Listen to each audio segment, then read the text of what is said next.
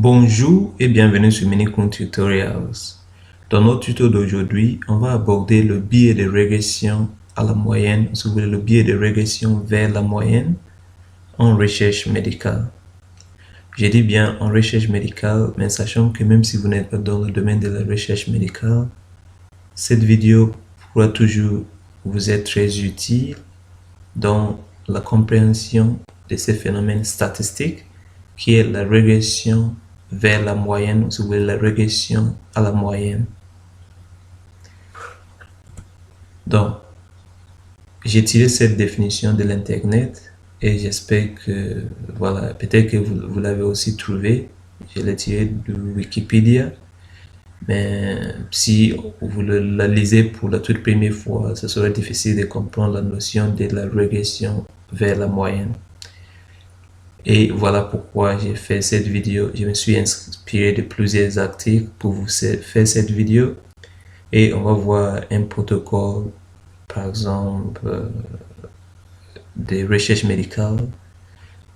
Et avec un schéma bien fait qui va nous permettre en fait de comprendre clairement ces phénomènes statistiques qui est la régression vers la moyenne. Donc d'abord, d'après cette définition que j'ai tirée de Wikipédia, la régression vers la moyenne décrit tout simplement le phénomène suivant. Si une variable est extrême à sa première mesure, elle va généralement se rapprocher de la moyenne à sa seconde mesure.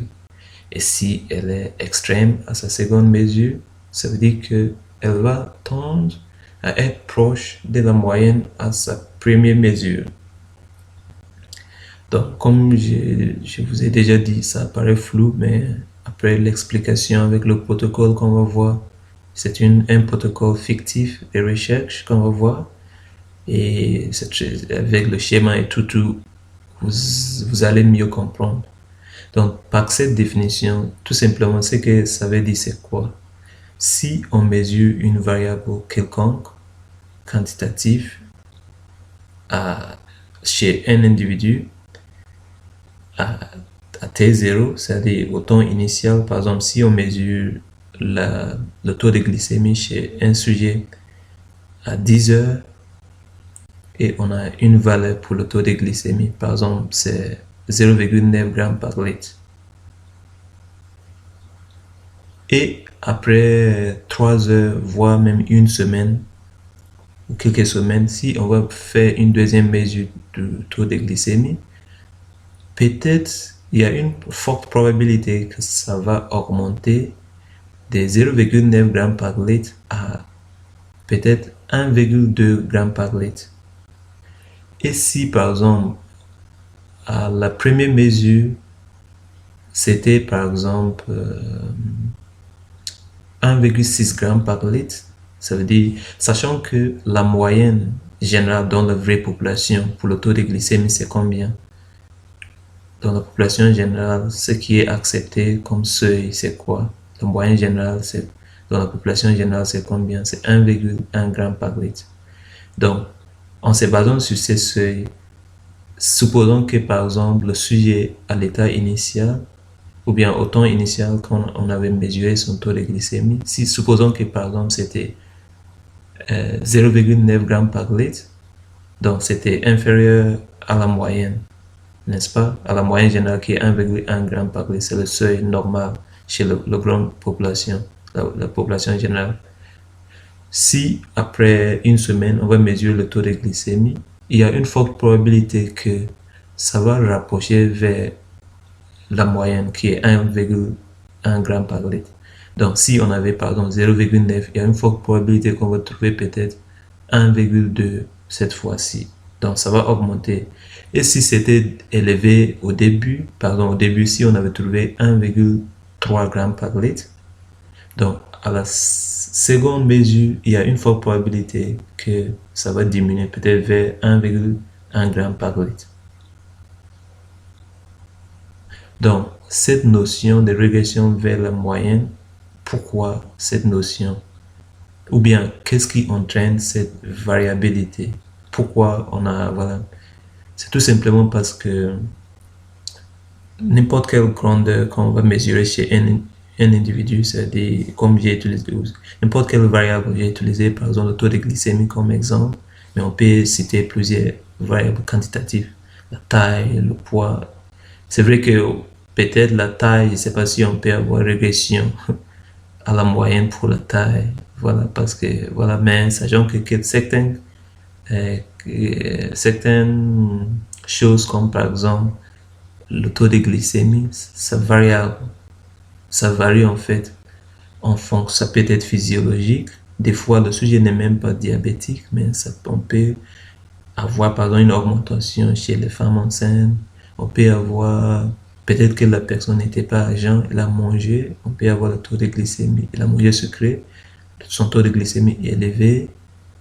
Et lorsque, après le métabolisme, on peut avoir la diminution du taux de glycémie. Donc, ça veut dire qu'on n'a pas une valeur fixe pour certaines quantités qu'on va mesurer chez un individu, par exemple. Donc, pourquoi? À cause de cette variation que j'ai, ou bien variabilité que j'ai expliquée, physiologie, peu importe les facteurs qui influencent cette variabilité, mais ça existe. Donc, ça veut dire qu'on ne connaît même pas la vraie valeur du taux de glycémie chez un individu. À cause de cette variation, ça veut dire que la vraie valeur du taux de glycémie se trouve au sein d'une fourchette, ou si vous voulez, dans un intervalle. On peut estimer un intervalle au sein duquel on peut trouver la vraie valeur du taux de glycémie de l'individu. Donc, ça veut dire que le taux de glycémie peut prendre n'importe quelle valeur en fonction du moment auquel on effectue la mesure. Et ça veut dire si c'était augmenté à la première fois ou bien à la première mesure, pendant la deuxième mesure, ça va diminuer. Pendant la troisième mesure, ça va augmenter. Il y a toujours une probabilité comme ça.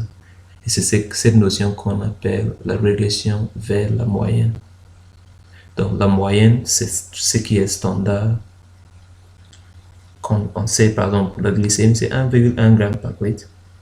Et comme j'ai expliqué, si c'était élevé, il y a une probabilité que pendant la prochaine mesure, ça va diminuer vers 1,1 g par litre. Donc cette notion, c'est la régression vers la moyenne. Et pourquoi cela peut introduire un biais dans la recherche médicale ou bien dans la recherche de manière générale? Ou si vous voulez, pourquoi cela peut introduire un biais statistique? On va voir par la suite. Donc, comme je vous ai dit, on va utiliser un protocole.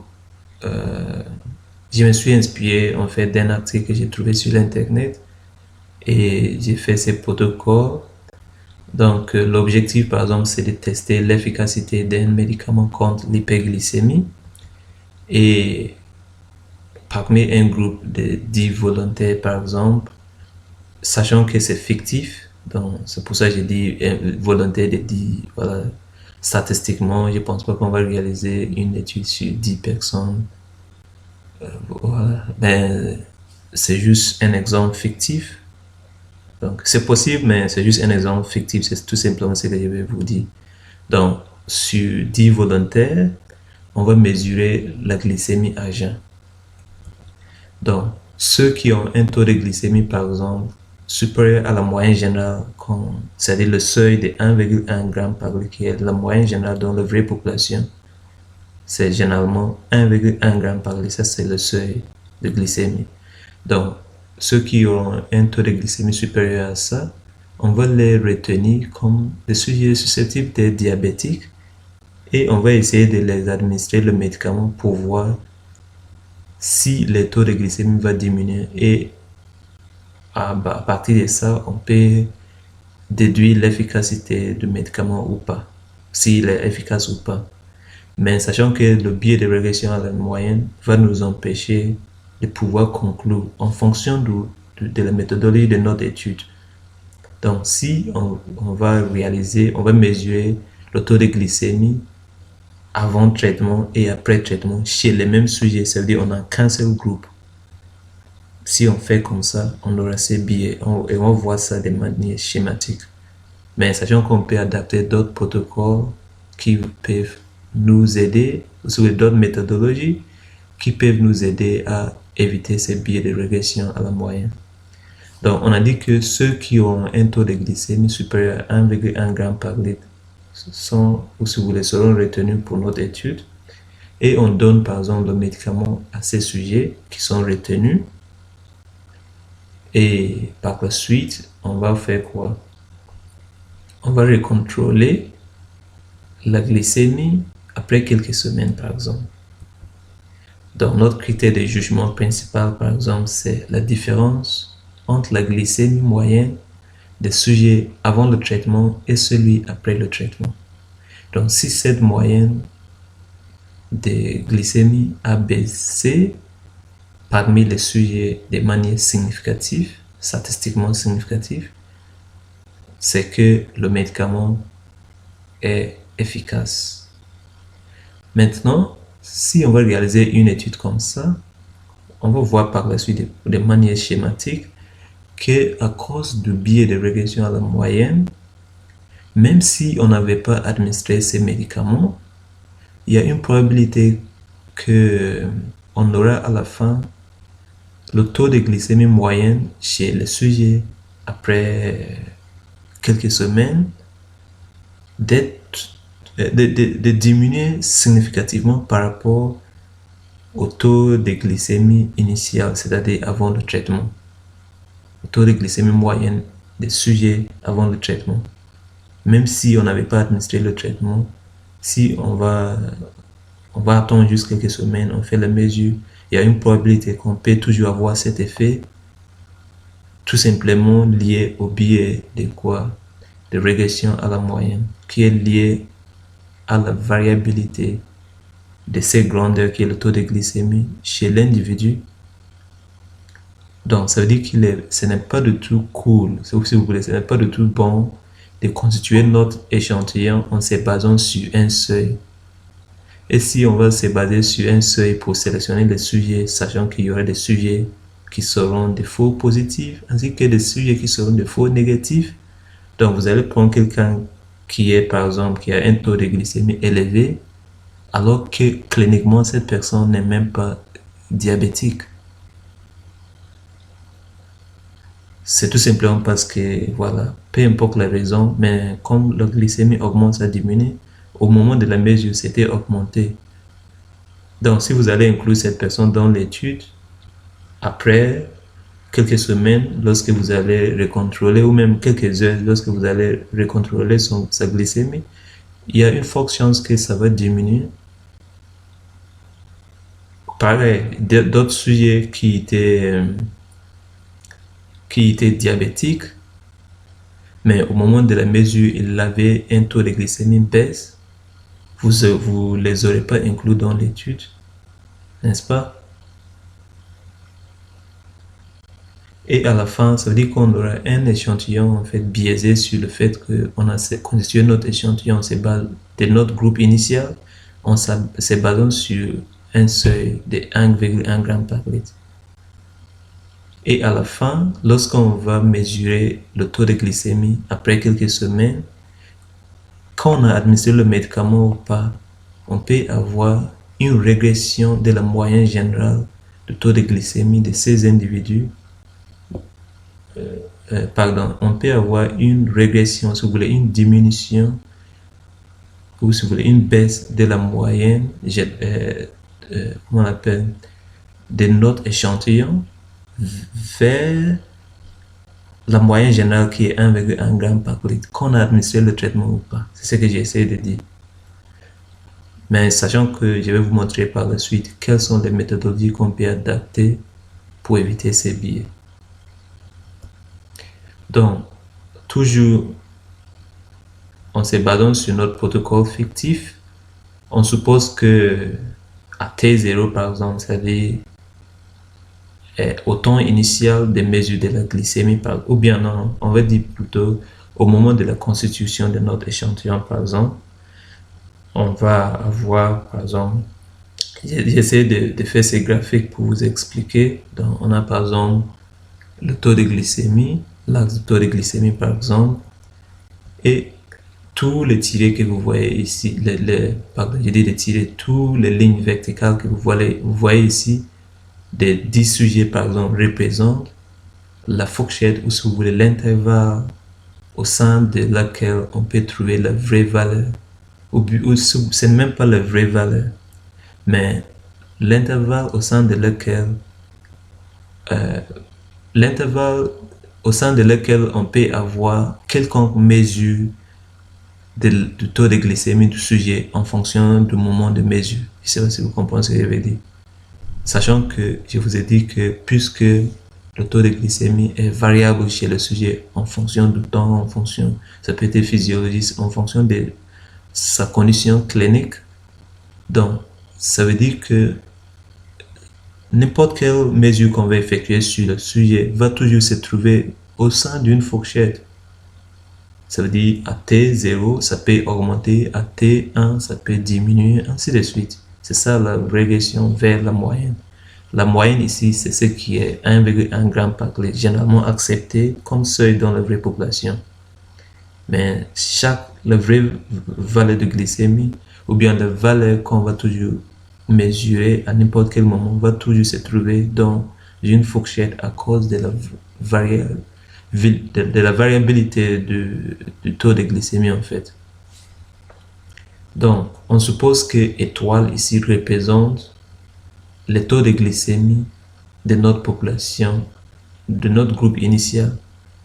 Donc, au moment où on a mesuré à T0, on a mesuré le taux de glycémie. Donc, sujet numéro 1, vous voyez que étoile là-bas représente quel niveau était son taux de glycémie. Sujet numéro 2, voilà, son étoile représente quel niveau était, ainsi de suite. Et tout ce qui est rouge représente en fait les sujets diabétiques. Tout ce qui est bleu représente les sujets qui ne sont pas diabétiques. C'est-à-dire, ça, c'est avant même de définir le seuil. C'est-à-dire, en se basant sur le diagnostic clinique, cliniquement, tous ces sujets sont connus comme des sujets diabétiques. Ceux qui sont bleus, ceux qui sont en rouge sont des sujets qui sont connus comme des non-diabétiques.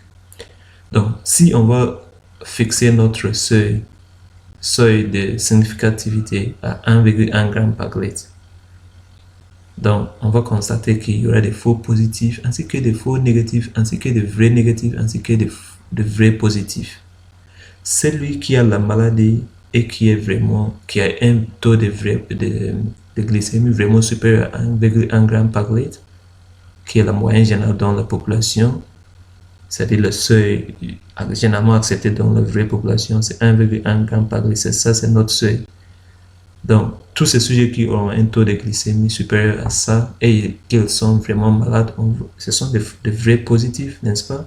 Comme par exemple, sujet numéro 2, on voit que son taux de glycémie est très élevé. C'est supérieur à 1,1 g par litre et il est vraiment diabétique. Alors que si on prend par exemple sujet numéro 5, son taux de glycémie, il est diabétique alors que son taux de glycémie est inférieur à 1,1 g par litre. Donc, ça veut dire que c'est un faux négatif. Si on prend sujet numéro 8 et 10, on constate que les taux de glycémie sont quoi? Supérieurs à 1,1 g par litre, alors qu'ils ne sont pas cliniquement diabétiques. Donc, c'est tout simplement parce qu'au moment de la mesure, pour une raison physiologique, ou peu importe la raison, les taux de glycémie étaient augmentés. Mais ce n'est pas parce qu'ils sont diabétiques, mais en se basant sur ces seuils, nous, on va les inclure comme dans notre étude, comme pour constituer notre échantillon. Vous voyez ce que je vais dire? Et si jamais on fait ça, qu'est-ce qui va se passer?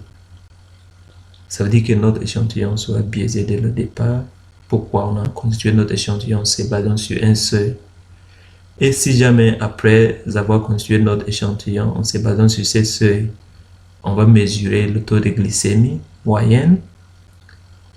Et après un certain moment, on va encore mesurer le taux de glycémie. Il y a une forte probabilité que certains sujets, par exemple, sujet numéro 8 et 10, qui avaient un taux de glycémie, qui ne sont pas vraiment diabétiques, peut-être que au fil du temps, leur glycémie va se restabiliser et ils auront un taux de glycémie baisse. Vous voyez ce que je veux dire? Même ceux qui avaient un taux de glycémie très important comme celui numéro 2, bien qu'il soit vraiment diabétique, mais même chez le diabétique, le taux de glycémie n'est pas toujours élevé. Il y a des temps où ça va diminuer.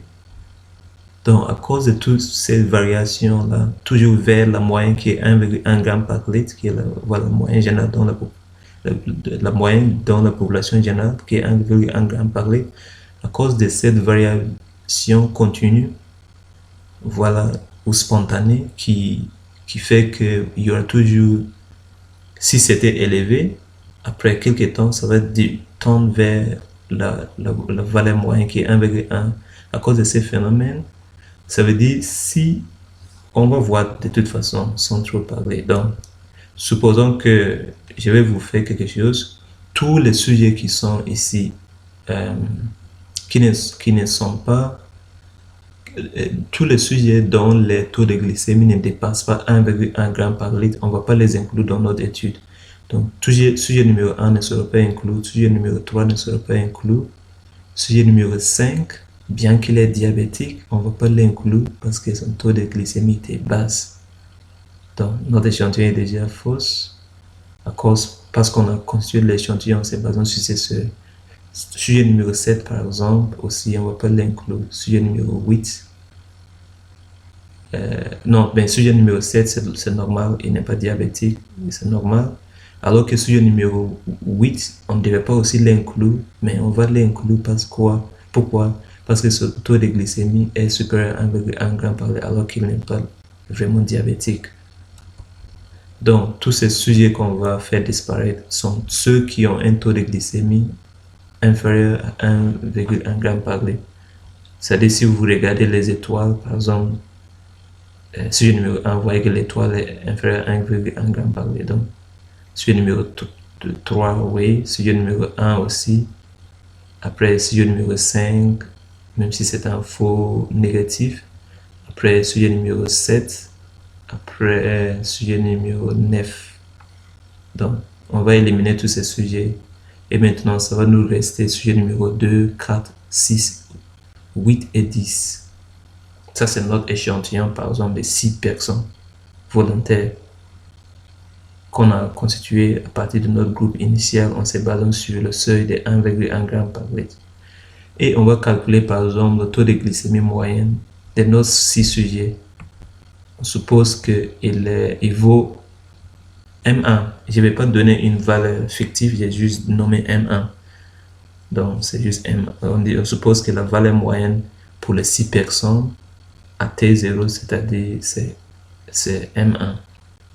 Maintenant, on suppose que on attend après quelques semaines, d'accord, pour remesurer le taux de glycémie.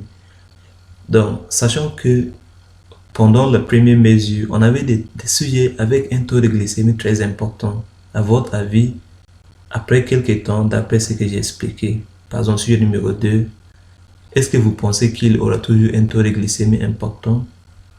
Non, ça va diminuer vers la moyenne qui est 1,1 g par litre, qui est généralement, c'est un moyenne de la population générale. Il est généralement accepté que le seuil optimal de glycémie, c'est 1,1 g par litre. Donc, même si sujet numéro 2 avait une valeur très importante, pendant la seconde mesure, ça va tendre vers 1,1 g par litre. Comme ça peut aussi augmenter, on ne sait jamais, mais comme c'était élevé, il y a une forte probabilité que ça va diminuer. Si on prend sujet numéro 4, peut-être que ça va augmenter un petit peu, soit comme ça peut diminuer. Si on prend sujet numéro 8 et 10, sachant que ces sujets numéro 8 et 10, normalement, ce ne sont même pas des sujets diabétiques.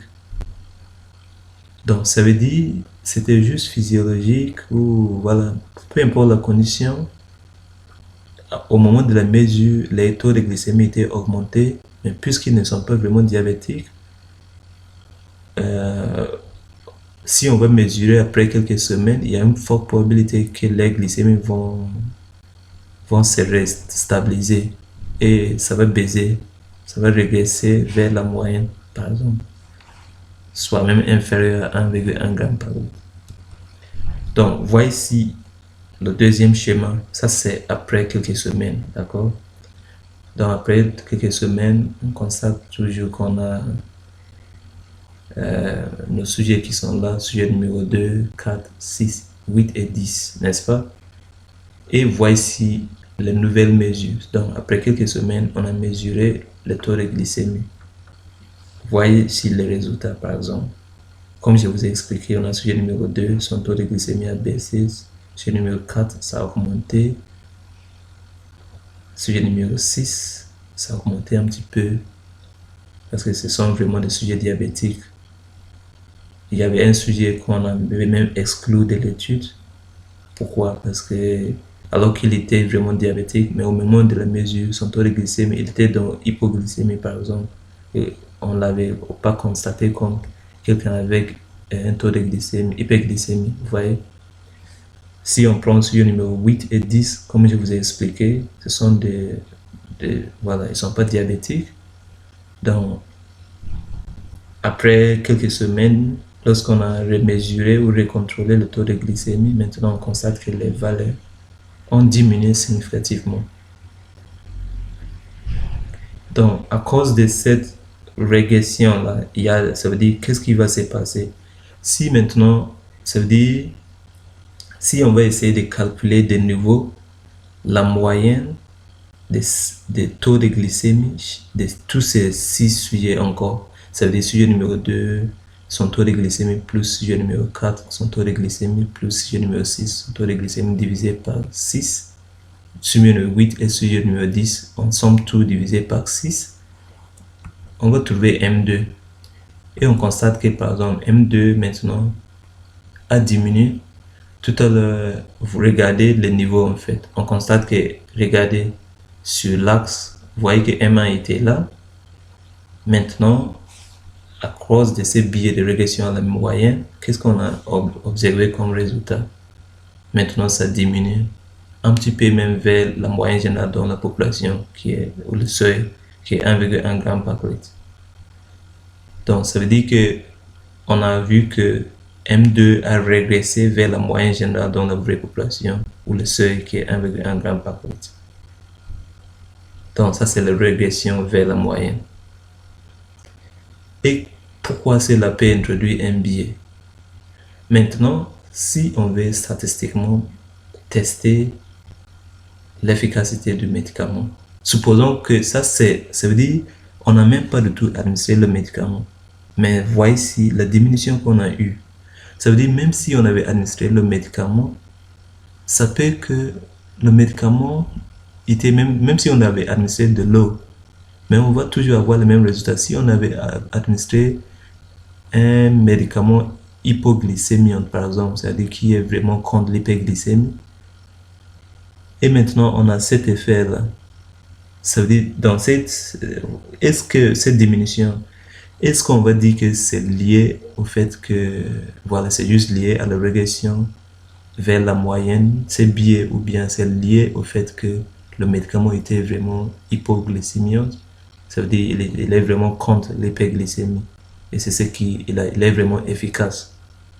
Est-ce qu'on va dire que c'est le médicament qui a diminué la moyenne générale, ou si vous voulez la moyenne, le taux de glycémie moyenne chez ces 6 sujets, ou bien c'est lié au fait que par rapport à la moyenne initiale M1, ou bien c'est lié au simple fait que, au simple biais de régression à la moyenne.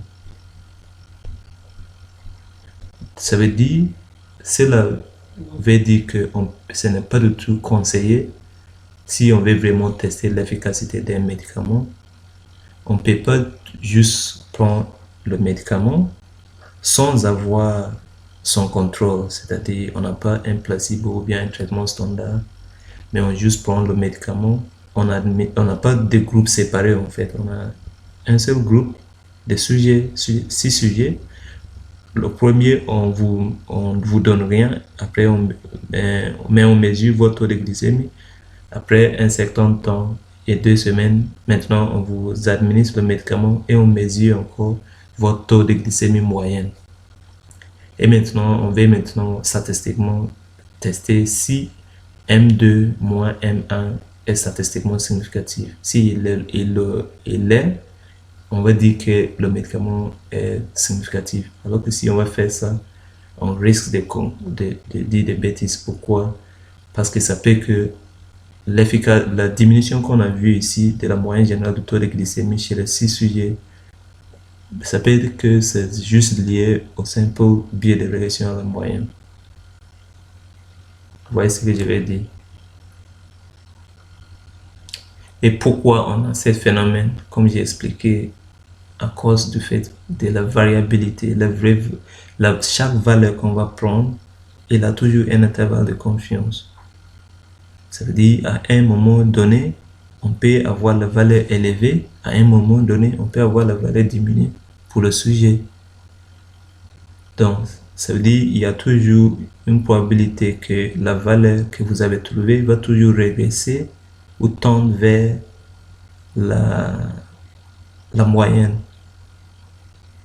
Et je vous ai expliqué que généralement pour n'importe quelle grandeur ou quantité comme le taux de glycémie, il y a toujours une moyenne théorique dans la vraie population qui cette moyenne c'est 1,1 g par litre qu'on prend comme le seuil. Donc il y aura toujours le corps de l'être humain va toujours essayer de stabiliser le glycémie vers 1,1 g par litre. Si c'était élevé, ça va diminuer vers 1,1 g par litre. Il y aura toujours ce phénomène-là.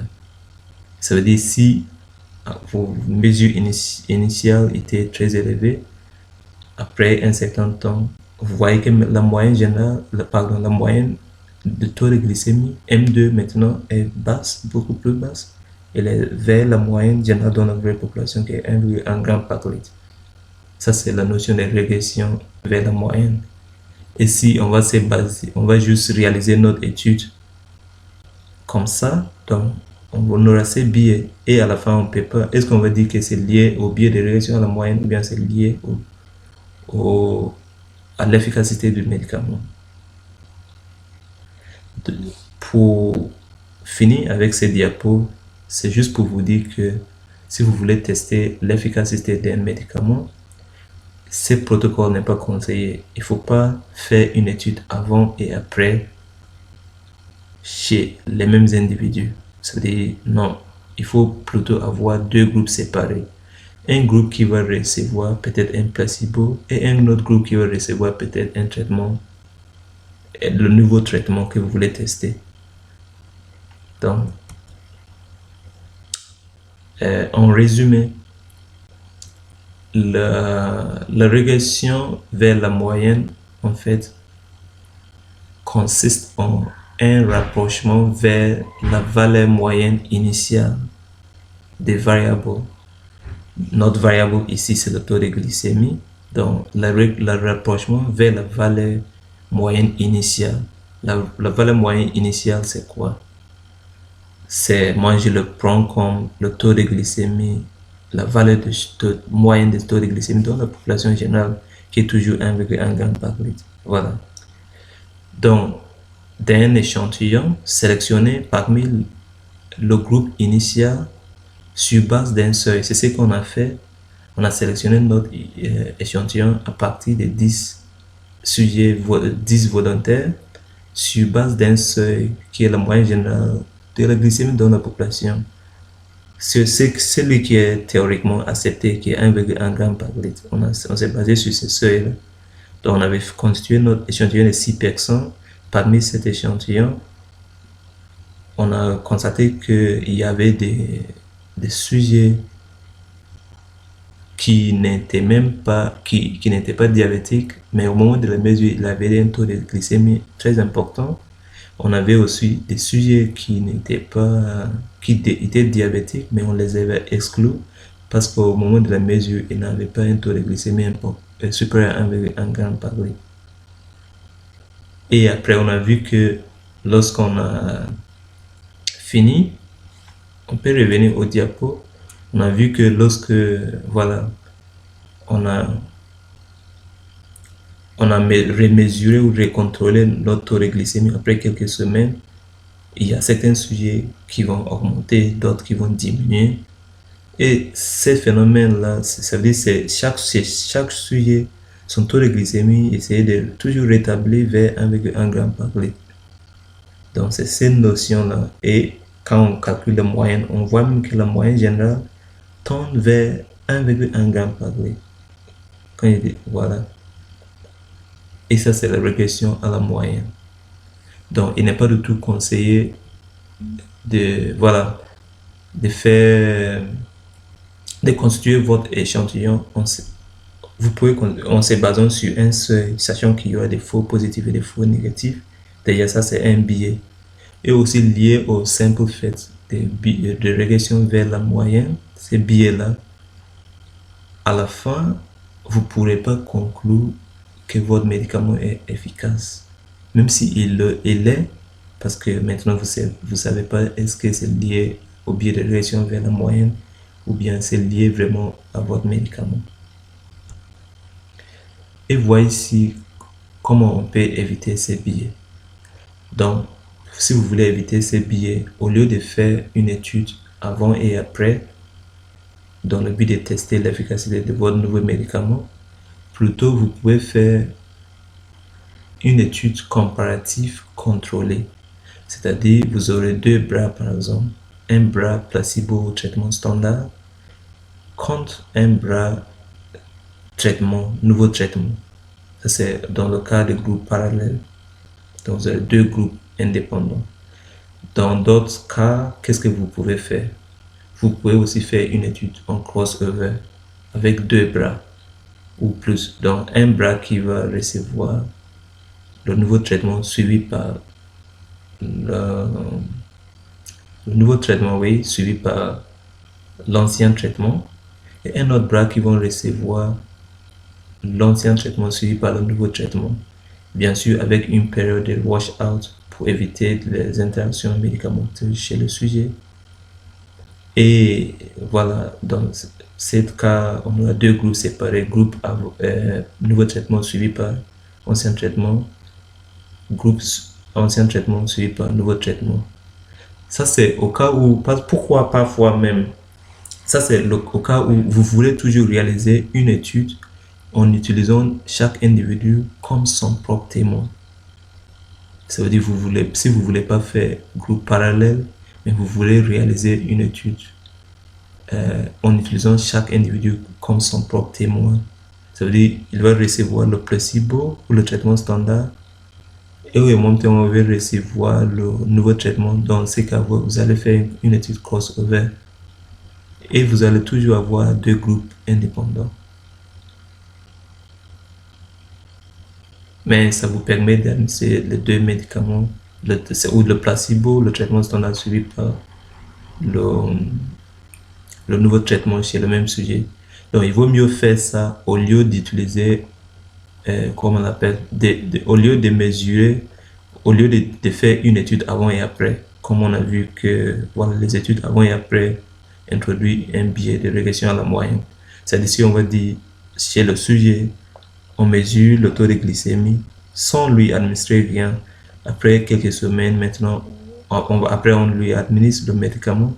Après quelques semaines, on va recontrôler le taux de glycémie. Si on fait ça, on peut avoir, il y a une forte probabilité que la régression ou la diminution du taux de glycémie vers 1,1 g par litre sera juste un hasard qu'on appelle le biais de régression à la moyenne. Et ça n'a rien à voir peut-être avec votre médicament. J'espère que mon explication était claire et je vous remercie pour votre attention. Veuillez vous abonner, liker, commenter, partager. Au revoir.